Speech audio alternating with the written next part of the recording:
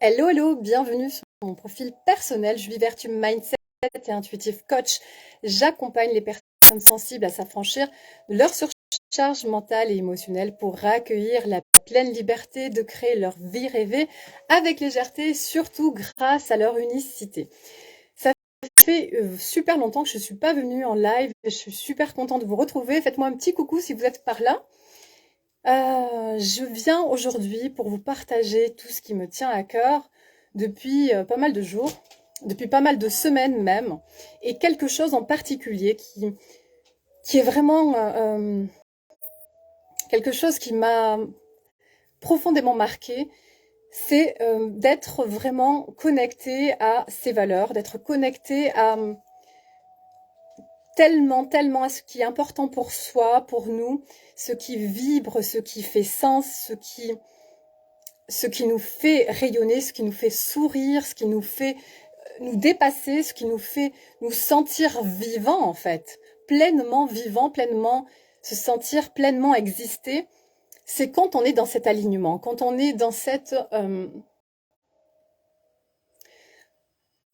force intérieure où on se sent dans un respect total pour soi, où on se sent dans un amour total pour soi, on sent nos valeurs, euh, on sent ce qui résonne, ce qui fait sens, on sent notre joie.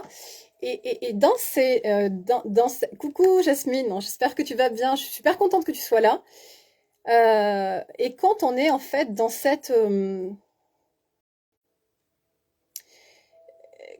quand on est dans cet état d'esprit, et au-delà d'un état d'esprit, c'est vraiment un ressenti, c'est vraiment euh, un état d'être en fait, c'est vraiment un état d'être dans son ensemble, dans son cœur, dans son corps, dans un alignement entre son corps et son cœur, un alignement entre son esprit, son corps et son cœur.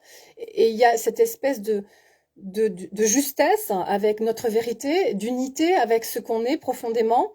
Et c'est un tel rayonnement, c'est une telle intensité que on devient magnétique, on rentre dans ce champ exceptionnel d'une force une force puissante d'attraction en fait et c'est juste incroyable parce que je l'ai vécu sur plusieurs choses et voilà, je rentrerai pas dans les détails, mais en tout cas c'est vraiment quand on est dans ce que je viens de décrire et que on est là, on est juste dans l'amour pour soi en fait et qu'on dit euh, voilà, je vous énoncez précisément ce que vous voulez parce que vous êtes dans l'amour pour vous et vous n'êtes pas dans vos peurs, vous n'êtes pas dans le manque ou vous racontez une histoire parce que vous voulez pas aller quelque part où ça résonne pas, où ça fait pas sens.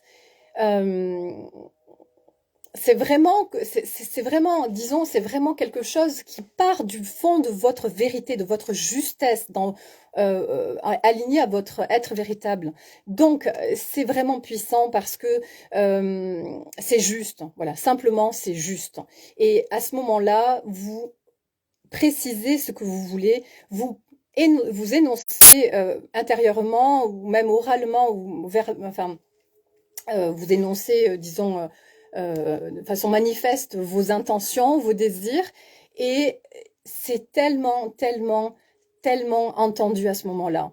C'est entendu par déjà tout ce que vous êtes dans toutes vos dimensions, mais au-delà. C'est entendu par on rentre vraiment dans un champ de co-création et de dire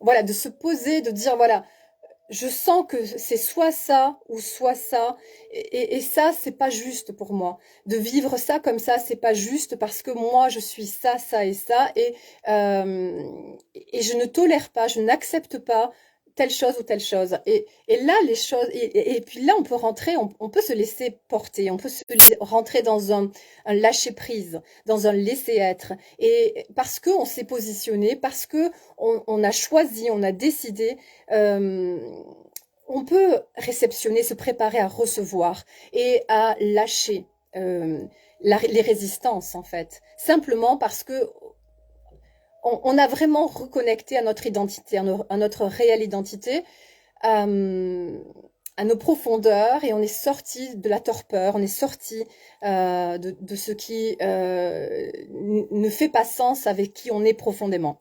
Voilà, alors tu dis Jasmine, je suis en plein de cette période en ce moment. Yes, et c'est vraiment délicieux de vivre ça. Alors évidemment, il n'y a pas que des choses agréables à vivre, il y a aussi des choses à traverser qui sont inconfortables par rapport à ça. Ça demande aussi parfois de se réorienter, de se rediriger, de savoir aussi accepter des périodes d'inconfort, des émotions parfois challengeantes, désagréables, et de toujours de se remettre en selle vers ce qu'on désire, vers ce qui nous anime profondément.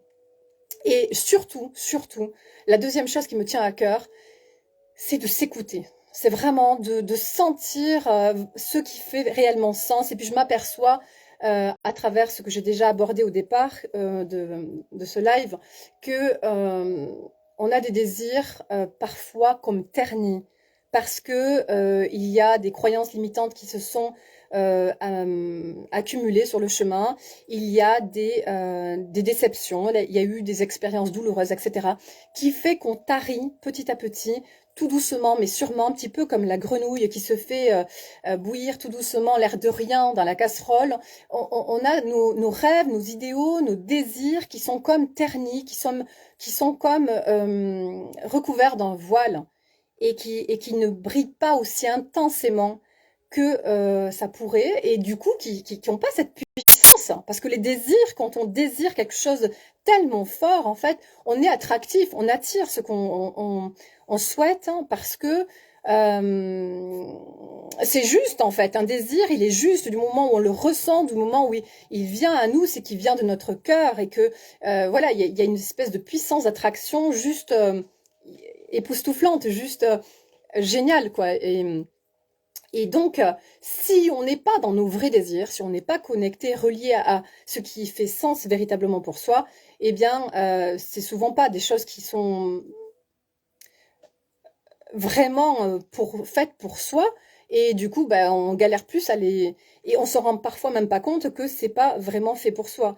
On n'a même pas parfois conscience, on s'est tellement raconté une histoire, on a tellement laissé les autres nous raconter une histoire que on y a cru et que on sait plus trop qui on est ou on sait plus trop ce qu'on veut et on est tellement aveuglé par les peurs, par tout ce que on peut entendre, etc.